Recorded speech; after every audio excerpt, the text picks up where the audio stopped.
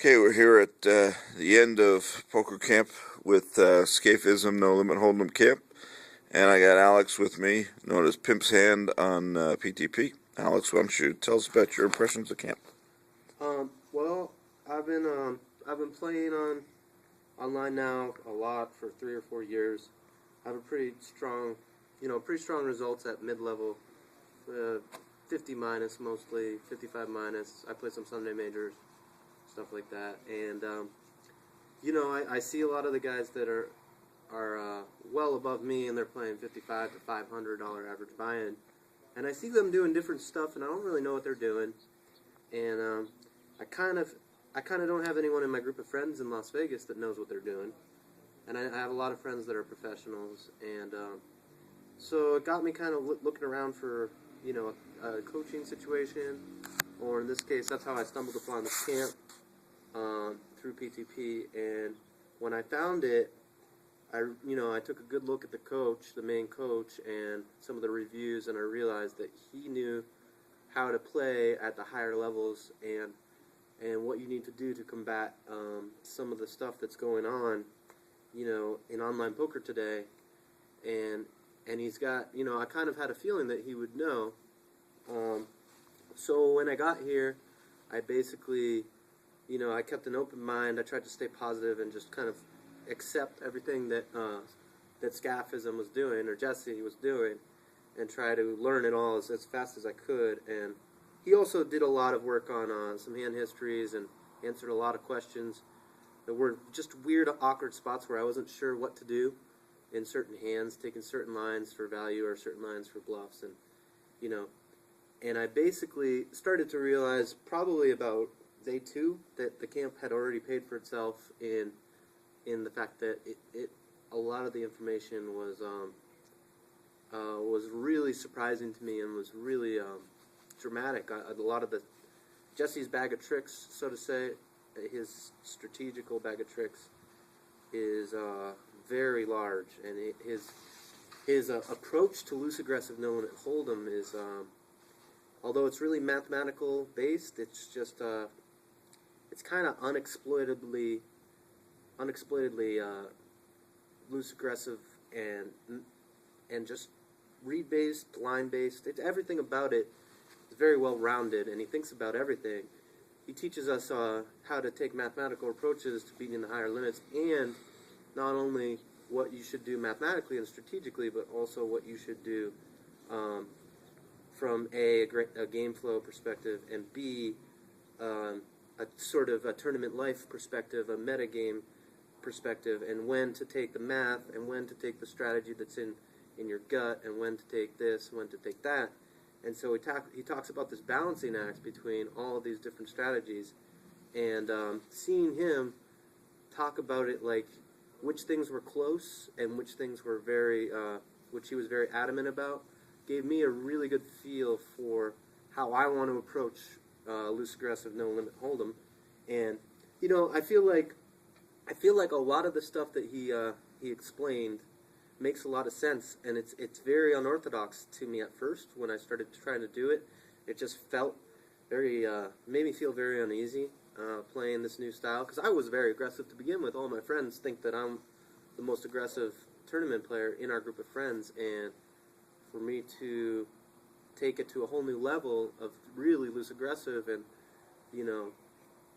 just really advanced stuff, it's actually been really eye-opening as to how far you can go with aggression and no limit hold'em tournaments, and it's based on taking top 3 in these tournaments. It's a different sort of concept, the whole overall strategy. Although I was in my mind thinking, hey, I'm trying to take top 3 in this tournament or win the tournament, all along I was really missing all these spots that were really aggressive spots that I just was like, oh, I'm just and I just would skip them. But now that I know them, it's given me a lot more confidence. I'm mostly a live player, and I have strong results online, and now I really feel like with this camp, I'll probably be able to increase my ROI overall lifetime by quite a bit, and I'll probably be able to maintain a reasonably strong ROI at higher buy-ins as I move up, which is something that I was really interested in. You know, how to battle the regulars that are beating the high stakes tournaments. You know, online. Right. I noticed you did a lot of, especially last night, a lot of reviewing of your own hands. Is that something you were doing before, or is that something you kind of picked up here? And how do you think that helps you or will help you for the future? Yeah, I'm really excited about hindsight review. I know that there's not many people out there that dedicate themselves towards their own game and really try hard. And when I came into camp, I realized that Jesse knew a lot. Actually, all the coaches knew a lot about hindsight review, which makes it much easier to analyze your own game and certain software techniques and mathematic techniques. You can actually really figure out, what it is that you're doing and what the spots actually are worth. Like if you can actually go and look over a hand history and find interesting spots in a tournament, which is what I did yesterday, you can really learn a lot about your own game. I took 2 days ago, I took second in a 50 rebuy add-on, and I thought, well, hey, when I woke up the next day, I was at camp, I thought, well, hey, why don't I just start reviewing my hands? And I have all these coaches around, and they can kind of help me with my review, and that way I can, if I stumble across some tough parts of the software or learning how to really analyze the hands, at least I have the coaches around, and that helped me a lot because I reviewed all these hands and I found interesting spots where I was making mistakes and I thought I was playing my hands correctly.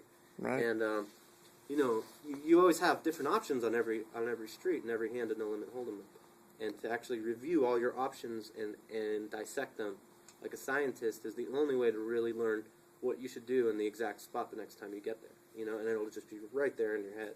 So I think hindsight review is, for a dedicated No Limit Hold'em tournament specialist is absolutely necessary, and I had no idea how necessary it was until yesterday, really. I think a lot of that comes down to, I don't know if you remember the first night where I was talking about the difference between a lot of people that stop at the application level, and then what you need to do is move on to the correlation level of learning, where you bring some of these things into your own game, which sounds like exactly what you're doing, which a lot of people aren't able to do, and we try to kind of jam that home to everybody so that you realize that, so that your learning doesn't stop when you leave here and you keep getting better, afterwards. Yeah, absolutely.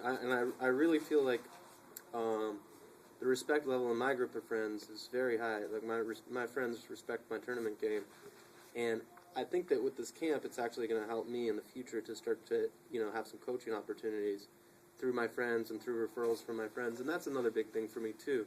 Learning the hindsight review actually makes it so that you can talk about hands on a really educated level. You don't just say, oh, you have this hand in this spot, you should raise or you should fold sometimes. And you can actually talk about the percentage amount of time you should do something and the actual chips that you're going to win from doing that. Your options are going to be based on which option you have. You can actually figure out how many chips you're going to make in any given scenario, with each option, which is so helpful for making decisions. And the camaraderie with some of the guys here and everything. Yeah, they're all great guys. I really enjoyed meeting them all, and we're looking forward to staying kind of involved on a Skype group and reviewing some hands together and doing some ghosting, and kind of try to help further each other, in the future, because we all kind of have the same mentality where we're trying to improve our game and we're trying to learn new things and we're trying to get to a level, that we want to be at. And so for all of us to be friends and to be, kind of united together with this experience is something that we're probably going to try to take into the future, I think. I look forward to it. I feel like I made a couple of really good friends this week. Cool deal. And how'd you enjoy the food, Nate Singer's cooking? Yeah, Nate's cooking was really, really great. I was impressed with his ability to multitask, multi-table, and multi-cook. It was pretty strong. It was pretty strong. Yeah. What was your favorite meal of the week? Probably the brisket was phenomenal. Yeah, it was the brisket. Slow cooked. It was almost like it was in a crock pot, but he cooked, and I was helping him with that one, and he reduced some of the stuff into gravy, some of the broth, and So I actually learned how to do that, and it was pretty. Awesome. Yeah. So you're gonna come back for cooking school then? Cooking, No. cooking camp. No, I got some really good cooks at my house. So All right. I'm just gonna go to eating camp. Awesome stuff. Well, again, thanks for coming out, and thanks for doing the last interview with us, and look for some good things for you in the future. All right, great. Thanks a lot.